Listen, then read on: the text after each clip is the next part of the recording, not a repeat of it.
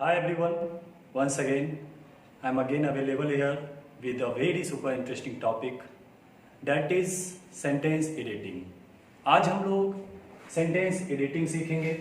How can we edit in a sentence? इसमें कुछ special ये है कि हमारे जो भी सेंटेंस आज होंगे वो हमारे पैसिव वॉइस में होंगे. आपके जो भी सेंटेंस दिए जाएंगे वो पैसिव वॉइस का एडिटिंग में आज आपको सिखाऊंगा. जब सेंटेंस एक्टिव फॉर्म में होता है तो उसका एडिटिंग करना बहुत ही आसान होता है, लेकिन जब पैसिव फॉर्म में होगा तो वो सबसे ज़्यादा डिफिकल्ट होता है उसका एडिटिंग करना. आप देखिएगा, मैं आपको यहाँ पर 10 सेंटेंसेस दिया हूँ. ये सारे के सारे सेंटेंस गलत हैं यहाँ पर टोटल. इसमें कुछ ना कुछ मिस्टेक है. तो यहाँ पर देखिए, एक साइड आपको दिख रहा होगा इनकरेक्ट और दूसरी साइड है करेक्ट. तो आपको इसमें से खोजना है कि इनकरेक्ट यहाँ पर क्या यूज किया गया है और उसका करेक्ट क्या होगा. एक बहुत ही स्पेशल टॉपिक है. अगर ये चीज आप सीख जाते हैं करना तो आपका इंग्लिश बहुत ही बेहतरीन होता चला जाएगा, है ना. तो आज मैं आपको यही चीज सिखाऊंगा. आप वीडियो के अंत तक बने रहिए, हड़बड़ाना बिल्कुल नहीं है. आराम से आप सारे क्वेश्चंस को बनाइए वन बाय वन करके. चलिए तो स्टार्ट करते हैं हम लोग आज का टॉपिक. हमारा पहला सेंटेंस है, Why has a ball been kicked by him? फिर से पढ़िएगा, Why has a ball been kicked by him? यह जो है प्रेजेंट परफेक्ट टेंस का पैसिव वॉइस है जिसमें हैज का प्रयोग किया गया है. तो इसमें देखिए आपको गलती क्या की गई है. देखिएगा गलती आपको क्या मिल रहा है यहाँ पर.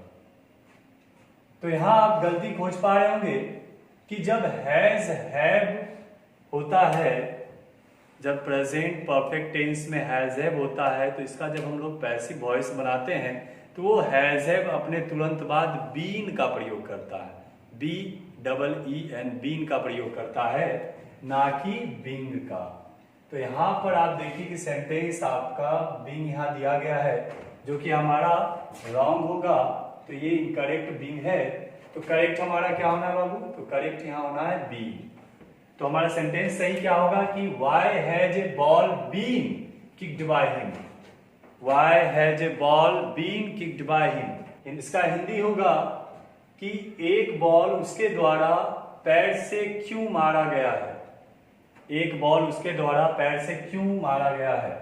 किक का अर्थ होता है पैर से मारना. आइए सेकेंड सेंटेंस में. सेकेंड सेंटेंस है, A song is not being sang by Radhika.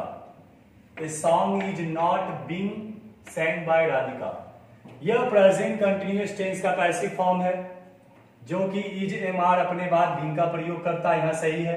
Not का भी प्लेस सही किया गया है. इज एम आर के जस्ट बाद दिया गया है, इसके बाद तुरंत दिया गया है. ये सही है. बीइंग भी सही है. लेकिन यहाँ जब आप देखिएगा तो सैंग का प्रयोग किया गया है जो कि V2 है. और मैंने आपको बताया है कि पैसिव फॉर्म में हमेशा V3 का ही प्रयोग होता है ना. Passive form means V3. Passive form means V3, है ना. एक्टिव वॉइस में कोई भी आपका वर्ब यूज हो सकता है, लेकिन पैसिव वॉइस में V3 ही आना है. इसलिए यहाँ V2 हमारा रॉन्ग हो जाएगा. ये हमारा यहाँ सैंग रॉन्ग है, इनकरेक्ट है. इसका करेक्ट होगा संग. V3 हमारा संग होता है. तो सेंटेंस हमारा तैयार होगा, a song is not being sung by Radhika. एक गाना राधिका के द्वारा नहीं गाया जा रहा है. ये सेंटेंस आपका बनेगा. तीसरे में आइए. तीसरा आपका है, I have been not given a pen by you. I have been not given a pen by you. बताइए ये कौन सा टेंस का है और इसमें क्या गलत है, आप खुद से चेक कीजिए. पता चल पा रहा है. पहला तो ये प्रेजेंट परफेक्ट टेंस का पैसिव फॉर्म है. दूसरा यहाँ पर गलती ये किया गया है कि हैज हैव के बाद तो बीइंग का यूज होता ही है, लेकिन ये जो सेंटेंस में नॉट का यूज हुआ है इसका प्लेस गलत है. इसका प्लेस हैज या हैव के जस्ट बाद होना चाहिए. मीन्स यहाँ पर हैव के ही बाद नॉट का प्रयोग हो जाना चाहिए. तो इस तरह से यहाँ पर आपका ये कॉम्बिनेशन रॉन्ग है. यहाँ पर बीन नॉट नहीं होगा बल्कि नॉट बीन होगा, है ना. बीन नॉट नहीं होगा बल्कि नॉट बीन होगा। नॉट को आपको इधर करना होगा और बीन को पीछे रखना होगा, तो ये आपका सेंटेंस सही होगा। ओके, नेक्स्ट सेंटेंस देखिएगा। Is she not taught to a teacher? Is she not taught to a teacher? यह सिंपल प्रेजेंट टेंस का पैसिव वॉइस है, उसमें भी इंट्रोगेटिव है, ये इंट्रोनिगेटिव है ना। यहाँ पर देखिए ये बिल्कुल ठीक किया गया है। इजेमार को पहले दिया गया है, इसको पहले दे दिया, फिर ऑब्जेक्ट को लाया गया यहाँ पर सी के रूप में। ये इसका सब्जेक्टिव केस है, यहाँ नॉट का प्रयोग इसके बाद किया गया। टाउट V3 भी ठीक है, लेकिन यहाँ पर टू ए टीचर दे दिया गया जो कि यहाँ रॉन्ग है। टू ए टीचर नहीं होगा बल्कि बाय यहाँ पर यूज होगा। ध्यान रखिएगा, यहाँ बाय प्रीपोजिशन यूज होता है पैसिव वॉइस में, टू का प्रयोग नहीं होता है। तो यहाँ सेंटेंस आपका बनेगा is she not taught by teacher? Is she not taught by a teacher? वह एक शिक्षक के द्वारा नहीं पढ़ाई जाती है। इसकी हिंदी ये बनेगी। नेक्स्ट सेंटेंस में आइए। Is the window been opened by you? Is the window been opened by you? यहां पे इंट्रोगेटिव सेंटेंस है, इज का यूज पहले किया गया, बिल्कुल सही है, ऑब्जेक्ट लाया गया। यहां बीन का यूज किया गया है जो कि रॉन्ग लग रहा है। क्यों? तो जब इज एम आर का यूज होता है तो उसके बाद बीन नहीं बल्कि बिंग आता है। प्रेजेंट कंटिन्यूअस टेंस का ये पैसिव वॉइस है जिसमें इज एम आर के बाद बिंग का प्रयोग होगा, है ना। तो यहाँ पे ये बीन गलत है, बिंग का यूज करेंगे। बाकी सब सही है, ओपेंड V3 सही है, बाय यू ये सारे सही है। तो बीन यहाँ पे आपका रॉन्ग निकला है, बीन के जगह आप बिंग का प्रयोग कीजिए, ये आपका सही हो जाएगा। देखिए आप लोग से बन रहा है ना ये, बिल्कुल आपका सेंटेंस एडिटिंग जैसे ही आप सीखेंगे तो आपका इंग्लिश बहुत ही लचीला होता चला जाएगा और अपने इंग्लिश को आप जो है बेहतर कर पाइएगा इसकी मदद से। नेक्स्ट सेंटेंस में आते हैं। नेक्स्ट है आपका when have you beaten by Lakshman? When have you beaten by Lakshman, ये किस टेंस का है? तो हैव जिस सेंटेंस में होता है वो प्रेजेंट परफेक्ट टेंस होते हैं, है ना, क्योंकि इसमें वर्ब 3 का भी यूज किया गया है। तो ये प्रेजेंट परफेक्ट टेंस है, लेकिन ये प्रेजेंट परफेक्ट टेंस का पैसिव वॉइस है। हम लोग पैसिव वॉइस पढ़ रहे हैं इसका, तो प्रेजेंट परफेक्ट टेंस का पैसिव वॉइस है। और जो प्रेजेंट परफेक्ट टेंस का पैसिव वॉइस होता है तो उसमें हैज या हैव के बाद बीन का प्रयोग होता है। देखिए तो इस सेंटेंस में कहीं बीन का यूज है क्या? तो इस सेंटेंस में बीन कहीं यूज नहीं किया गया है। बीन का यूज अगर होगा भी तो आपका यू के बाद होगा, मीन्स यहां से यहां तक आपका रॉन्ग है। यहां आपको बीच में बीन का प्रयोग करना था, तो यहां पे हमारा गलत क्या है? यू बीटेन रॉन्ग है। हमारा सही होगा you been beaten, you been beaten. यहां पे आपको बीन का प्रयोग करना होगा। तो आपका सेंटेंस बनेगा when have you been beaten by Lakshman. इसकी हिंदी बनेगी कि तुम लक्ष्मण के द्वारा कब पीटे गए हो? तुम लक्ष्मण के द्वारा कब पीटे गए हो? हिंदी भी आप ध्यान देते रहिएगा, इसको नोट करते चले जाइएगा। नेक्स्ट सेंटेंस आपका है why is a snake being killing by villagers? Why is a snake being killing by villagers? Why आपका सही यहां दिया गया है, उसके बाद हेल्पिंग वर्ब का यूज है, उसके बाद ऑब्जेक्ट ए स्नेक लाया गया। इजेम आता है तो उसके साथ बीइंग का यूज करते हैं पैसिव वॉइस में, ये भी सही है। इसके साथ आपका बीइंग का यूज किया गया है। यहाँ किलिंग का यूज किया गया है, किलिंग जो कि V4 आपका है। यहाँ पर ये रॉन्ग आपका हो जाएगा, क्योंकि पैसिव वॉइस में केवल V3 का ही यूज होता है, ओनली V3। तो यहाँ आपका किलिंग नहीं होगा बल्कि होगा किल्ड। किलिंग आपका इनकरेक्ट है, करेक्ट आपका होगा किल्ड। किल्ड का आप यहाँ पर यूज करेंगे। नेक्स्ट में आइए। नेक्स्ट आपका है नंबर 8 में how have the work been finished by you? How have the work been finished by you? आपको क्या गलत इसमें लग रहा है? देखिए इसको सर्च कीजिए और इसको एडिट कीजिए, इस सेंटेंस को, और उसको सही कीजिए। जो भी आपका इनकरेक्ट है इनकरेक्ट कीजिए और करेक्ट को करेक्ट के जगह पर लिखिए।